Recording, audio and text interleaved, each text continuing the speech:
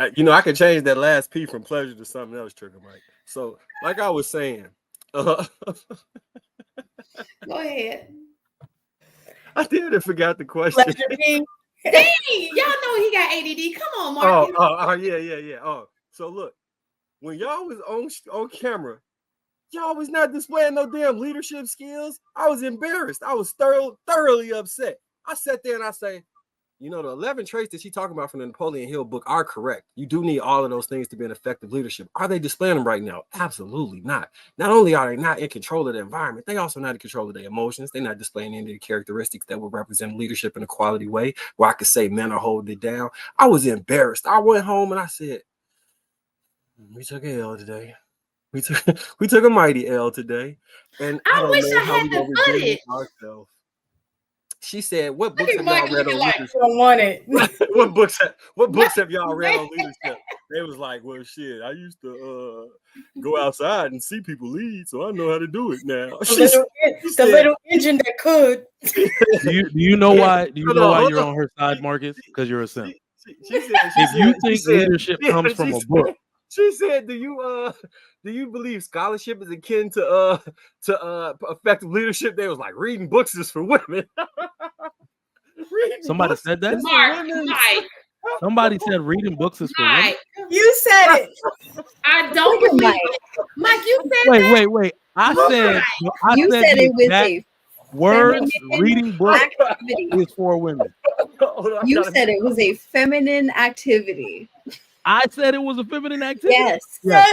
Yes. So what? Wait, I remember talking about it ain't so. Fiction books. Women read novels and fiction books. Reading for leisure is traditionally now a feminine activity. More women read fantasy and all that type of stuff. Men read a lot of nonfiction. We read articles. We read engineering stuff. We read all that type of stuff. We read stuff that interests us. If somebody put a gaming magazine on a table, a man would most likely read that. But I'm saying reading for leisure is, pretty much a woman's activity. So mostly women do it.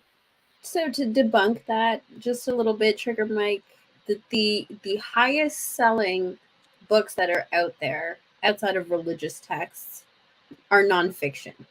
The number one consumer of the self-help aisle is women.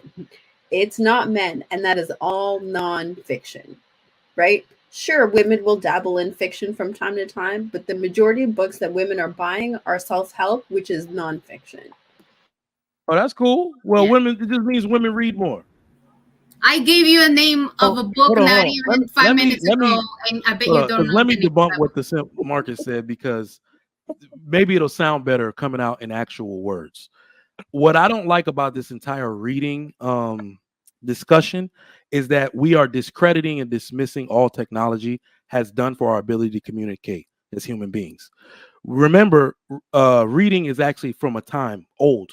That's the only way to get the thoughts and actions of other human beings, is through the text, through an account of their actions and thoughts. That's the way that you knew what Aristotle thought. That's the way you knew what Plato thought, because they wrote it down. Technology has given us a way to read in real time.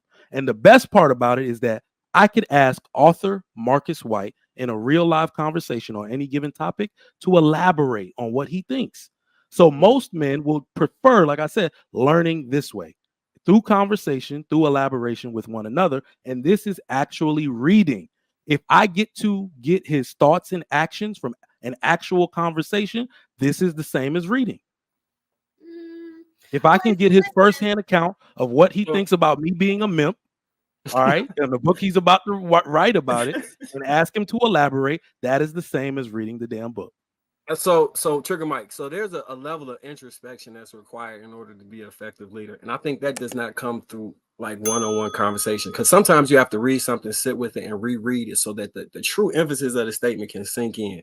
I think if we discredit reading, we discredit a large portion of how men gain intellectual intelligence and intellectual honesty, because you've got to sit with your thoughts and integrally decide if what you're thinking is legit, true, or is what you're reading, which develops your cognitive ability to be able to just critically think.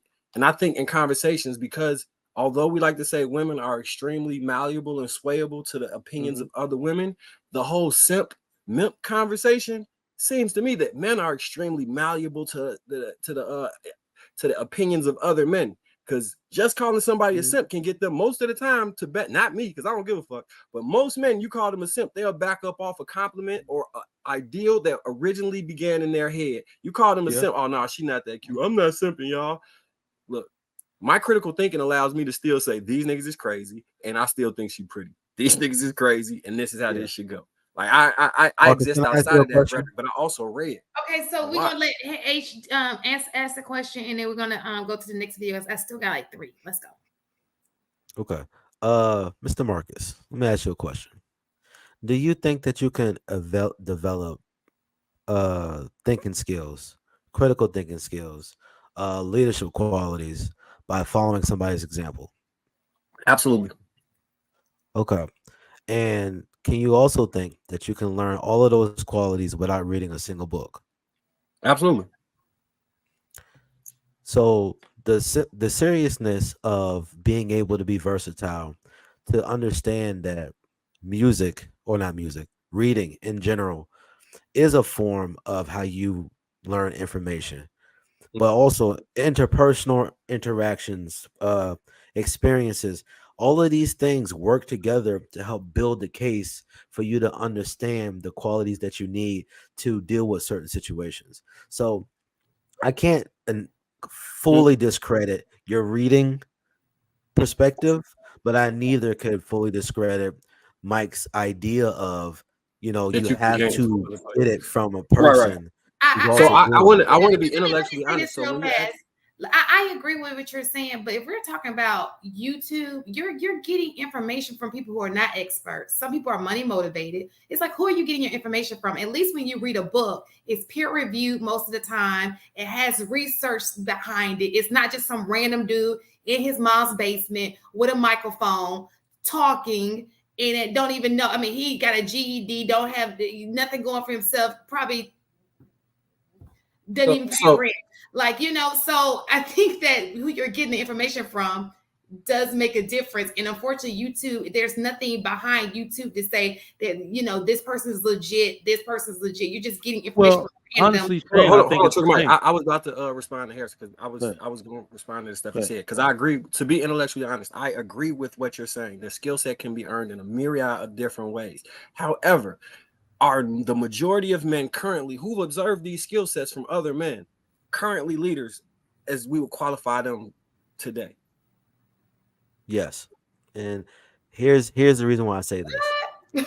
Because just because you're a leader does not make you a good leader. Oftentimes, men have leadership qualities, but they're leading a lot of people the wrong way. You're a leader.